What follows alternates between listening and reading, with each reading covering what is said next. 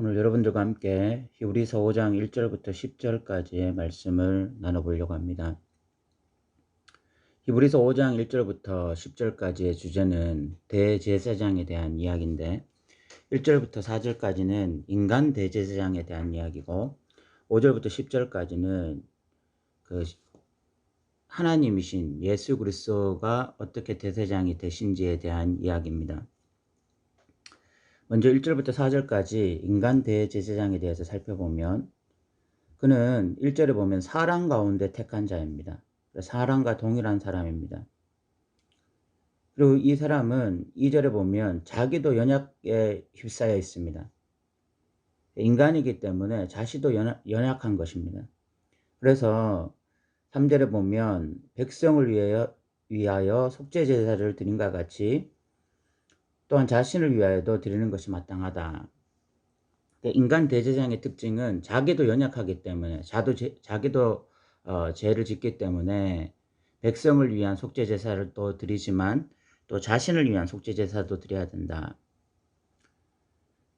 그러니까 인간 제사장은 사람들에 대한 공감 능력이 굉장히 뛰어납니다. 왜냐하면 자신도 죄를 범하고 자신도 연약하기 때문에 사람들을 너무 잘 이해할 수 있어요. 그렇지만 인간과 다른 사람들과 다른 그런 완전한 모습의 어떤 경건성이나 거룩성은 없습니다. 대제사장은. 그것이 인간 대제사장이 가지는 한계입니다. 그래서 자신을 위해서도 속죄제사를 드려야 되는 거죠. 참 아이러니가 아닐 수 없습니다.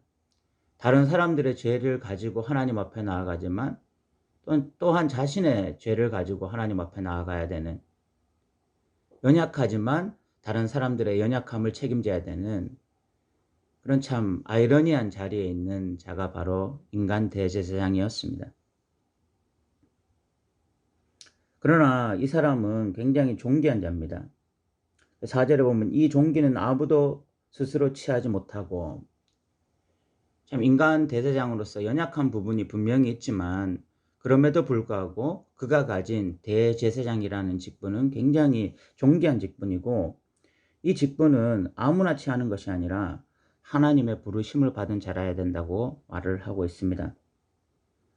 5절부터는 하나님이신 예수 그리스도께서 대제사장 되심에 대해서 말을 하고 있습니다.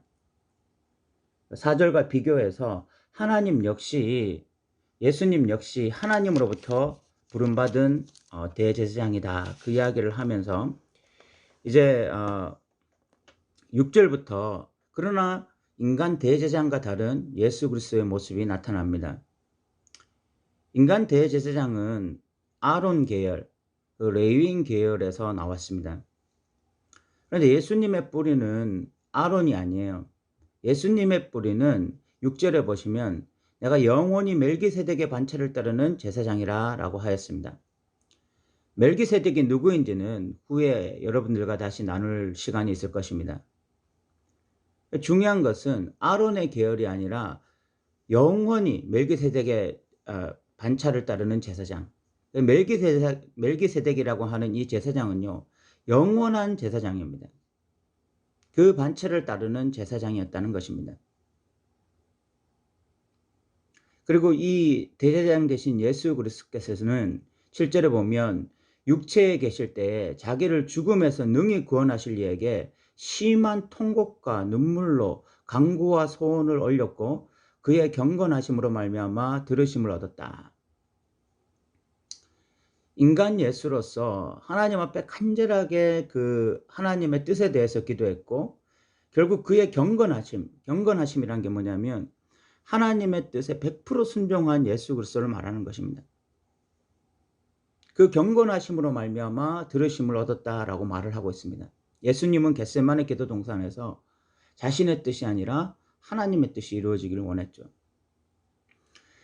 그리고 8절에는 굉장히 충격적인 표현이 있는데, 그가 아들이시면서도 받으신 고난으로 순종함을 배워서라고 말을 하고 있습니다. 예수님은 인간이시기도 했지만 하나님이시기도 하셨기 때문에 무언가를 배운다라는 표현이 있을 수 없는 표현입니다. 그런데 인간으로서 순종함을 배웠다라고 말을 하고 있습니다. 이것에 대해서 그 제임스 패커가 하나님을 아는 지식이라는 책에서 이런 예수님의 모습이 예수님의 신성이 이렇게 빼진 것이 아니라, 약화된 것이 아니라 예수님의 신성이 억제된 것이라고 말을 합니다. 예수님이 인간이 되셨기 때문에 스스로 자신을 그 하나님의 신성으로서 모든 것을 하실 수 있는 전능하신 하나님이었음에도 불구하고 하나님의 뜻에 100% 순종하기 위한 인간으로서 자신의 신성을 억제하고 하나님께 순종하는 법을 친히 배워 가셨다는 것입니다. 이것이 바로 자기를 비워라는 말씀의 의미인 것입니다. 예수님이 그만큼 낮아지신 것이죠. 철저하게 자신의 신성을 억제시킴으로써 인간으로서 하나님 앞에 순종하는 법을 배워가신, 자기를 비우신, 진정으로 낮아지신 바로 예수 그리스도였다는 것입니다. 그러므로 이렇게 온전하게 되었은즉 자기에게 순종하는 모든 자에게 영원한 구원의 근원이 되시고 라고 말을 했습니다. 그 전에 히브리서에서는 구원의 창시자라고 말했는데 이제는 구원의 근원이시다라고 말을 하고 있습니다. 예수 그리스도의 이런 온전한 순종, 이런 온전한 모습이 결국 믿는 자들에게 동일한 순종의 모습을 나타내 준다는 것입니다. 모세와 예수님이 대조가 되었었는데 모세를 따르던 출애굽 1세대는 결국은 불순종함으로 참 안식에 들어가지 못했습니다. 그러나 이 대제사장 대신 예수 그리스도를 따르는 자들은 순종하며 살아갑니다. 그 이유는 예수를 믿음으로 예수님이 하셨던 순종을 배우기 때문입니다. 참 인간이신 예수 그리스도의 모습을 보면서 순종이 무엇인지를 배우기 때문입니다. 그래서 예수를 믿는 자들은 예수님께 순종하는 자들입니다. 이런 것들은 결합되어 있는 것입니다. 그리고 10절에서는 다시 예수님을 멜기세덱의 반차를 따른 대제사장이다 이렇게 표현하면서 마치고 있습니다. 1절부터 10절까지는 대제사장에 대한 이야기입니다.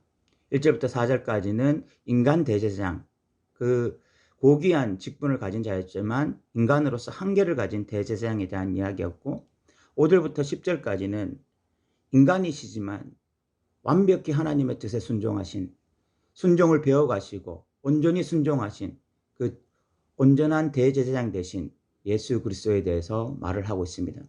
그리고 그 예수를 믿는 자들은 동일하게 예수님의 순종을 본받으면서 순종하며 나아가는 자라는 것도 알게 되어집니다. 이 대제사장 되신 예수 그리스도를 우리가 온전히 깊이 묵상함으로 우리의 삶이 풍성해지기를 원합니다. 우리의 삶의 순종으로 충만해지기를 원합니다. 오늘도 들어주셔서 감사합니다.